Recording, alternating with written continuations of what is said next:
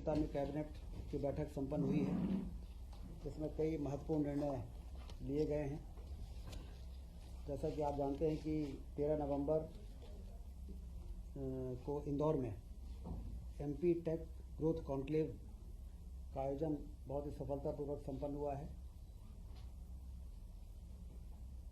Space tech नीति 2025 के मसौदे का भी अनावरण इसी कॉन्क्लेव में हुआ है, जिसमें IT, drone, aerospace, semiconductor, Raksha, EV, manufacturing इत्यादि क्षेत्रों में निवेश और भूमि आवंटन नीति प्रोत्साहन इत्यादि पर बहुत ही विस्तार से चर्चा हुई है। भारतीय सेना और राष्ट्रीय अंतर्राष्ट्रीय कंपनियों के प्रतिनिधियों को वहाँ पर बुलाया गया था, 1 to 1 उनसे चर्चा हुई। भारतीय सेना के मेजर कर्नल गौतम महाजन, ब्रिगेडियर MS रंधावा जैसे बड़े अधिकारी वहाँ पर उपस्थित थे। कॉन्क्लेव में निवेश और उद्योग संवर्धन के लिए 9 कंपनियों को भूमि आवंटन के लिए आशय पत्र भी जारी किए गए हैं। इस कॉन्क्लेव की समस्त गतिविधियों से 15,996 करोड़ रुपए का निवेश एवं लगभग 64,085 रोजगार के सृजन का मार्ग प्रशस्त होगा। कॉन्क्लेव में मध्य प्रदेश और में निवेश और रोजगार सृजन को बढ़ावा देने की दिशा में 7 महत्वपूर्ण MOU भी साइन किए गए हैं। इसी प्रकार से स्पेस टेक नीति 2025 के मसौदे का भी अनावरण हुआ है। यह नीति राज्य को भारत की स्पेस टेक अर्थव्यवस्था में अग्रणी स्थान दिलाने की दिशा में महत्वपूर्ण पहल है, जिसके माध्यम से अंतरिक्ष प्रौद्योगिकी, स्पेस टेक्नोलॉजी, अनुसंधान, निवेश और रोजगार के नए द्वार खुलेंगे। भावांतर योजना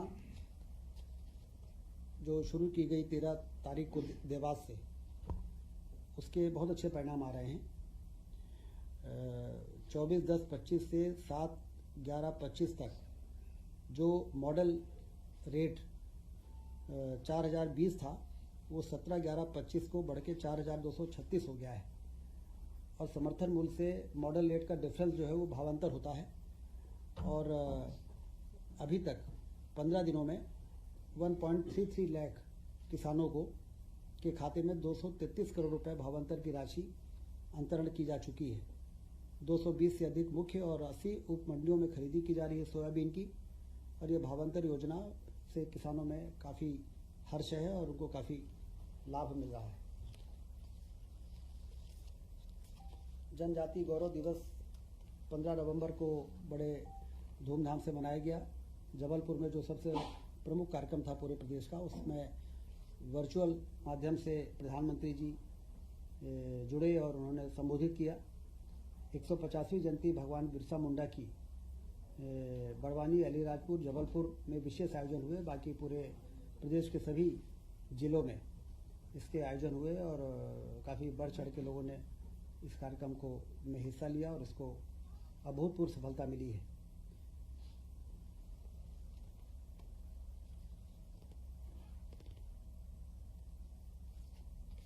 पन्ना जिले के हीरे को GI टैग मिला है।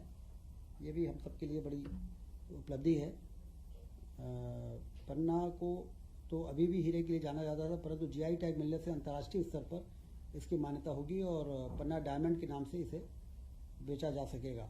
युवाओं और कारीगरों को रोजगार के नए अवसर मिलेंगे। यह प्रदेश के लिए बड़े गर्व की बात है।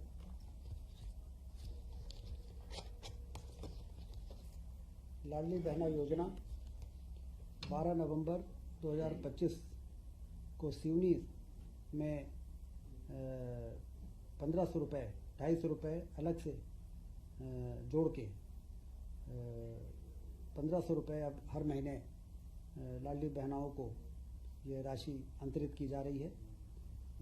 जैसा कि आप जानते हैं कि जून 23 में इस योजना की शुरुआत हुई, तब से अक्टूबर 25 तक बहनों को 44,900 करोड़ से अधिक की राशि का अंतरण किया जा सका है। इससे आर्थिक रूप से बहनें सशक्त हुई हैं, उनका आत्मविश्वास बढ़ा है और वो अपने बच्चों के, अपने परिवार के देखभाल में, उनके स्वास्थ्य के संबंध में ज़्यादा अधिक सक्षम हुई हैं।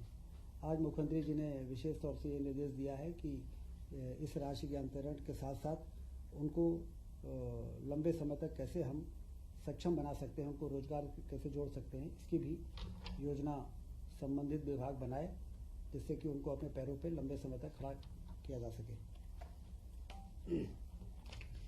कैबिनेट के जो एजेंडे प्रमुख रूप से थे उसमें सिंचाई के लिए सोलर पंप स्थापना की जो योजना 24 जनवरी 25 को लागू हुई, प्रधानमंत्री कृषक मित्र योजना में संशोधन का एजेंडा आज कैबिनेट में था और उस संशोधन में 7.5 HP क्षमता का सोलर पंप लगाने के लिए अस्थायी विद्युत कनेक्शनधारी कृषक का अंश 10% रहेगा। शासन द्वारा 90% की सब्सिडी उनको दी जाएगी, जिससे कि जितने भी टेम्परेरी कनेक्शनधारी हैं लगभग 3 लाख हैं और जो परमानेंट कनेक्शनधारी हैं वो करीब 20 लाख से ऊपर हैं। तो केंद्र सरकार की सब्सिडी का जो सीमा है उस सीमा तक हम कृषकों को अब धीरे धीरे सोलर पंप में ट्रांसफ़र करेंगे और केंद्र सरकार से भी लगातार ये मांग करेंगे कि आप उस सीमा को बढ़ाते जाएं, जिससे जल्दी से जल्दी हम सारे टेम्परेरी कनेक्शनधारी और फिर परमानेंट कनेक्शनधारी को हम सोलर से ये जो इलेक्ट्रिक पंप से सोलर में शिफ्ट कर सकें, जिससे कि लाइन लॉस और सब्सिडी के जो बोझ आता है उससे भी मुक्ति मिले और किसान भी क्वालिटी की बिजली आसानी से अपने स्तर पर प्राप्त कर सके सोलर के द्वारा। 3 व 5 HP के जो अस्थायी विद्युत कनेक्शनधारी हैं को एक क्षमता अधिक यथा 5 या 7.5 HP सोलर पंप प्राप्त करने के लिए विकल्प दिया जाएगा। मतलब 3 HP वालों को 5 HP का सोलर पंप और 5 HP के जो इलेक्ट्रिक पंपधारी हैं उनको 7.5 HP का भी सोलर पंप यदि लगाना चाहें तो उनको वो सुविधा उपलब्ध कराई जाएगी। यह संशोधन आज के कैबिनेट के इस एजेंडे में लाया गया है।